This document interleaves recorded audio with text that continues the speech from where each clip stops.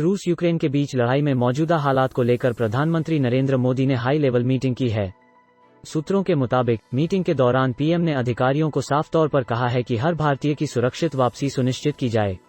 Meeting के दौरान PM के सामने यूक्रेन के लड़ाई वाले इलाकों में फंसे भारतीय छात्रों को सुरक्षित निकालने की कोशिश का प्लान भी पेश किया गया। सरकार की तरफ से यूक्रेन में फंसे भारतीयों को एयरलिफ्ट करने के लिए ऑपरेशन गंगा चलाया जा रहा है, जिसकी 4 फ्लाइट से अब तक 1147 लोग भारत वापस लाए जा चुके हैं।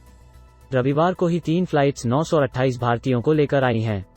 विदेश सचिव ने पीएम के सामने यूक्रेन के हालात पर दिया प्रेजेंटेशन। सूत्रों ने बताया कि रात 8 बजे पीएम मोदी के उत्तर प्रदेश चुनाव प्रचार से वापस लौटने पर मीटिंग आयोजित हुई। मीटिंग का एजेंडा भारतीय स्टूडेंट्स की सुरक्षित वापसी ही था।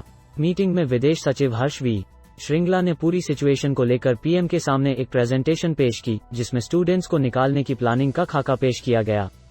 पीएम मोदी ने इससे पहले गुरुवार शाम को भी सुरक्षा मामलों की कैबिनेट कमेटी के साथ मीटिंग की थी। उस मीटिंग में भी उन्होंने साफ कहा था कि सरकार की प्रायोरिटी हर भारतीय को यूक्रेन से सुरक्षित वापस निकालना है। मीटिंग के बाद पीएम मोदी ने रूस के राष्ट्रपति व्लादिमीर पुतिन के साथ फोन पर बात भी की थी। पुतिन से भी पीएम मोदी ने भारतीय नागरिकों को यूक्रेन से बाहर निकालने में मदद मांगी थी और इसे टॉप प्रायोरिटी बताया था।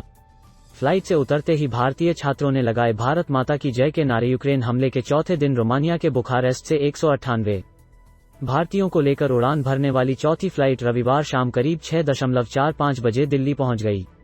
इसके पहले रविवार को ही 490 भारतीय स्टूडेंट्स को रोमानिया और हंगरी के रास्ते भारत लाया गया। रोमानिया से एयर इंडिया के विमान ने शनिवार रात 9:30 बजे उड़ान भरी और रविवार तड़के करीब 3 बजे यह दिल्ली पहुंचा। हंगरी के बुडापेस्ट से भी एक विमान रविवार को आया। इसमें 240 भारतीय सवार थे। इसके पहले शनिवार रात 8 बजे 219 भारतीय छात्रों को लेकर एयर इंडिया का विमान मुंबई के छत्रपति शिवाजी महाराज इंटरनेशनल एयरपोर्ट पर उतरा। फ्लाइट में सवार छात्रों ने खुशी जाहिर की और भारत माता की जय के नारे लगाए और जय हिंद कहा। एयरपोर्ट पर उनका स्वागत civil aviation minister Jyotiraditya Scindia ने किया। भारत सरकार ने यूक्रेन में फंसे भारतीयों को निकालने के लिए ऑपरेशन गंगा शुरू किया है। भारतीय विदेश सचिव हर्ष वी श्रृंगला ने रविवार को उड़ानों की सूची जारी की। ये उड़ानें यूक्रेन के पड़ोसी देशों के रास्ते यूक्रेन से भारतीयों को निकालेंगी। अपडेट्स यूक्रेन रूस युद्ध की सबसे ताज़ा और सटीक रिपोर्ट्स पढ़ने के लिए नीचे दिए लिंक्स पर क्लिक करें। इन्फोग्राफिक्स में देखिए 14 साल में रूस के लिए यूक्रेनियों का एटीट्यूड कैसे बदला। ज्योतिरादित्य बोले सभी की सुरक्षित वतन वापसी होगी। ज्योतिरादित्य सिंधिया ने रोमानिया से लौटे छात्रों का स्वागत तो किया ही, फ्लाइट में जाकर उनसे बातचीत भी की। उन्होंने कहा कि आपके आने पर हमें बहुत खुशी है। एयर इंडिया को भी इसके लिए धन्यवाद देता हूं।